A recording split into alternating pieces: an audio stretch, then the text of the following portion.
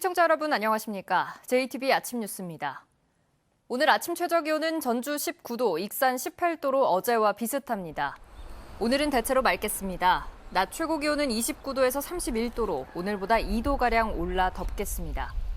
특히 내륙 지역은 낮 기온이 30도 이상 오르는 곳이 많아 폭염 피해에 주의가 필요합니다.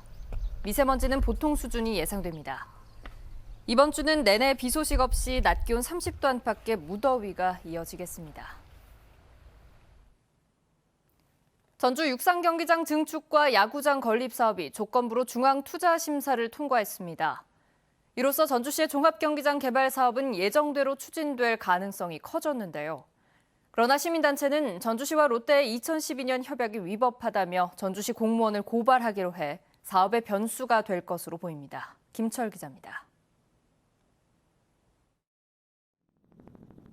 전주 월드컵 경기장 주변에 오는 2023년까지 15,000석의 육상 경기장과 8,000석의 야구장을 짓는 사업이 조건부로 중앙투자심사를 통과했습니다.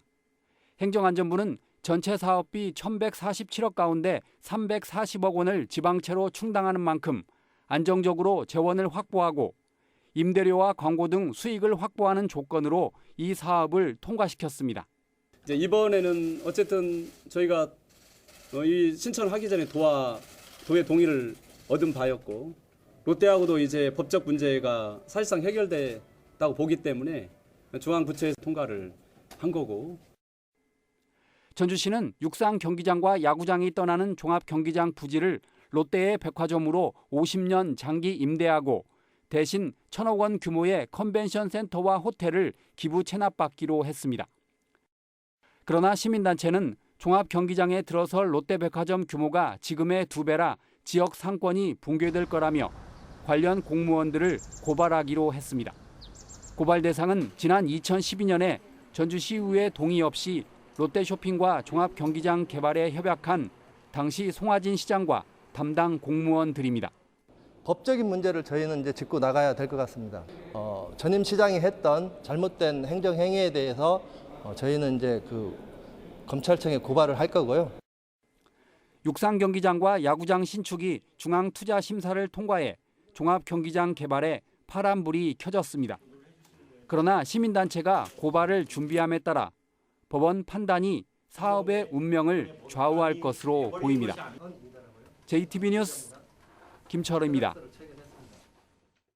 자율형 사립고 지정 취소 위기를 맞고 있는 전주 상산고가 전라북도 교육청의 평가에 중대한 문제점이 있다고 주장하고 나섰습니다. 부당한 평가로 2점을 감점당해 기준 점수를 넘지 못했다며 교육청의 지정 취소 결정이 무효라고 주장했습니다. 송창용 기자가 보도합니다.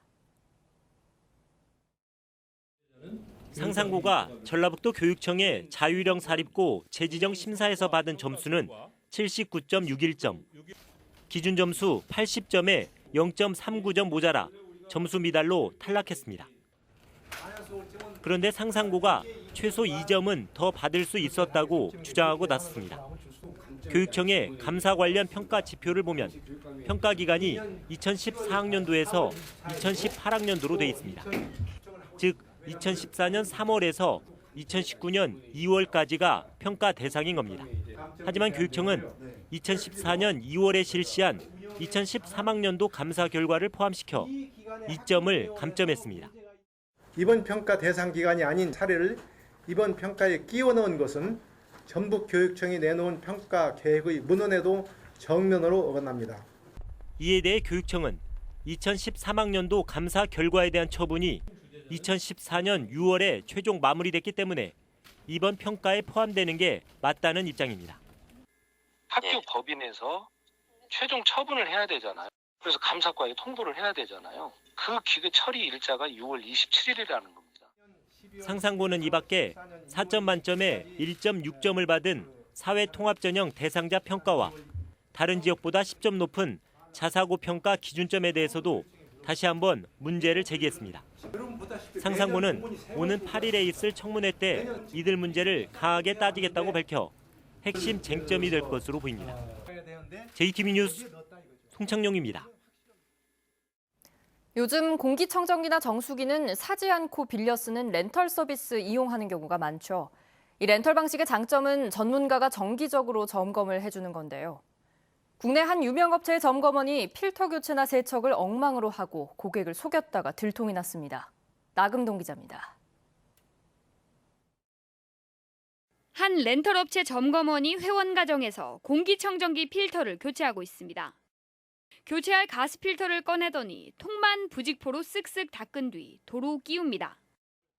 공기를 걸러내는 필터도 새 것은 도로 포장지에 넣고 새까만 기존 필터를 다시 끼워 넣습니다.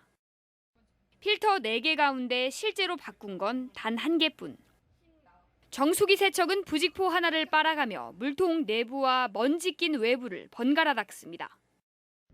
이 같은 장면은 우연히 필터가 지저분한 사실을 발견한 임차인이 가게 CCTV를 확인하면서 들통이 났습니다.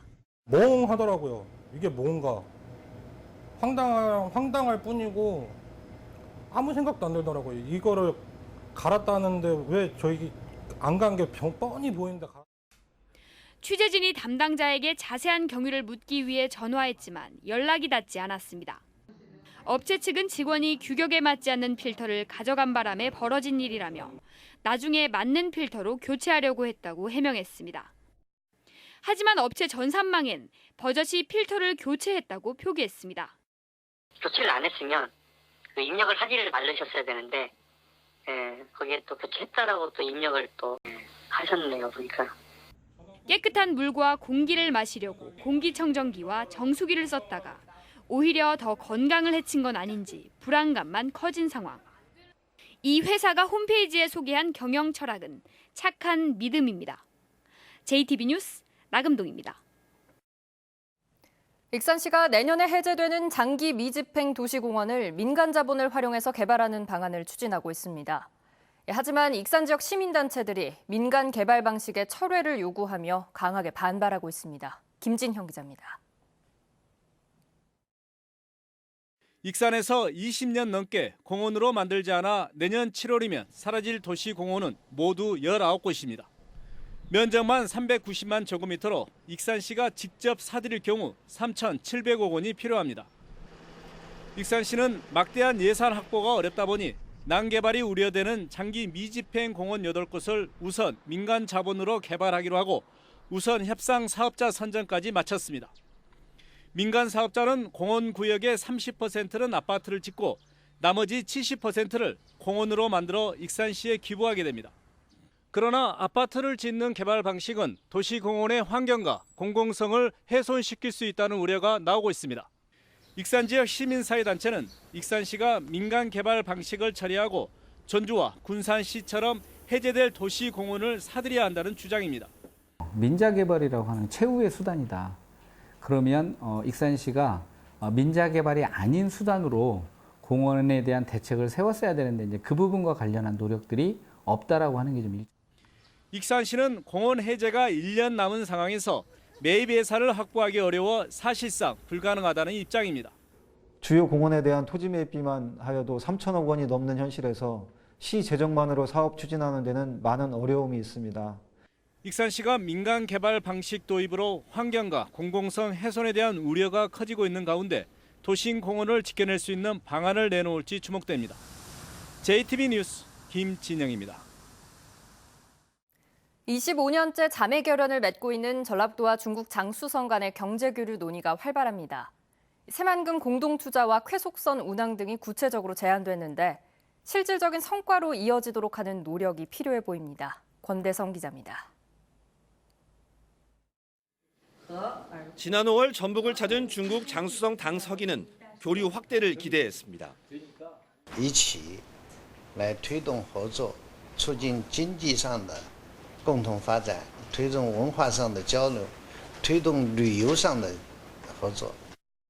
전라북도는 최근 장수성을 공식 방문해 경제통상 교류 방안들을 집중 제안했습니다. 먼저 4년 전 지정되고도 진척이 더딘 새만금 한중 산업협력단지 조성과 관련해 새만금 산업단지 5공구를 구체적으로 지목한 뒤 공동 개발하자고 요청했습니다. 또한 투자 설명회 정례와 군산 연운항 간 쾌속선 운항, 새만금 공항 직항로 개설 등도 제안했습니다. 전라북도는 장수성 측이 투자단의 새만금 방문을 검토하겠다고 화답했고 장수성에 본사를 둔 중국 최대 에너지 종합기업인 GCL 그룹은 투자 의사를 내비쳤다고 전했습니다. 중요한 건 물꼬를 튼 경제 교류 논의들이 실질적인 성과로 이어져야 한다는 점입니다. 전라북도는 후속 조치에 들어가기로 했습니다.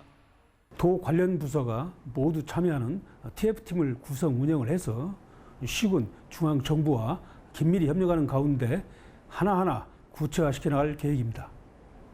전라북도는 빠른 시일 내에 장수성장의 전북 방문을 요청하고 경제 교류 논의에 힘을 실어갈 계획입니다. JTB 뉴스 권대성입니다. 김제시가 악취 저감에 효과가 있는 액상 미생물 제제를 축산 농가에 공급합니다. 진안군 의료원이 간병인의 손을 빌리지 않고 전문 의료 인력이 환자를 직접 돌보는 간호간병 통합 서비스를 도입했습니다. 주희인 기자입니다. 김제시가 악취를 줄이기 위해 축산 농가에 1,600톤의 액상 미생물제와 발효 사료를 공급합니다. 김제시는 축산 농가에 공급한 광합성균과 고초균 등 미생물 제제가 축분 등을 분해해 악취를 줄이는 데 효과가 있을 걸로 기대하고 있습니다. 혁신 도시 인근 축산 냄새 저감을 위하여 광합성 고초균을 대량 배양 공급하고 있습니다. 진안군 의료원이 간병인이 없는 간호간병 통합 서비스를 도입해 환자의 경제적 부담이 줄게 됐습니다. 진안군 의료원은 간호간병 통합 서비스 병동을 마련하고 간호사와 간호조무사 등 전문 의료 인력이 환자를 24시간 직접 돌보게 된다고 밝혔습니다. 간병비 부담을 덜어들게 되었습니다. 지역 주민들에게 의료진이 최고의 간호간병 서비스를 제공하겠습니다. 남원시가 본격적인 휴가철을 앞두고 물놀이 안전사고 예방에 나섭니다. 남원시는 뱀사골 계곡 등 물놀이 안전사고가 잦은 12곳에 안전요원을 배치하고 24시간 비상근무반을 운영해 안전한 휴가를 보낼 수 있도록 집중 관리할 예정입니다. JTB 뉴스 주혜인입니다. 미세먼지 발생을 줄이기 위해 오는 6일부터 배출가스 5등급 차량은 미세먼지 비상저감 조치가 발령되면 운행이 제한됩니다. 운행 제한 조치를 어기고 단속에 적발되면 10만 원의 과태료를 부과받게 됩니다. 전국에는 배출가스 5등급 차량이 모두 12만 6천여 대가 있습니다. 주식회사 자광이 지난해 11월 대한방직 전주공장 부지에 3,000세대의 아파트와 143층 타워 등을 짓겠다고 제안했지만 김승수 전주시장은 사회적 합의가 우선이라는 기존의 입장을 반복했습니다. 김 시장은 취임 1주년 기자회견에서 부지 개발에 따른 특혜 논란으로 사회적 합의가 중요한 만큼 담당 부서에서 제안서를 검토하고 있지만 달리 진행되는 절차는 없다고 밝혔습니다. 또 교통과 환경 문제를 고려해야 한다면서 공론화 과정에서 시민 여론조사를 실시할 뜻이 없다고 말했습니다.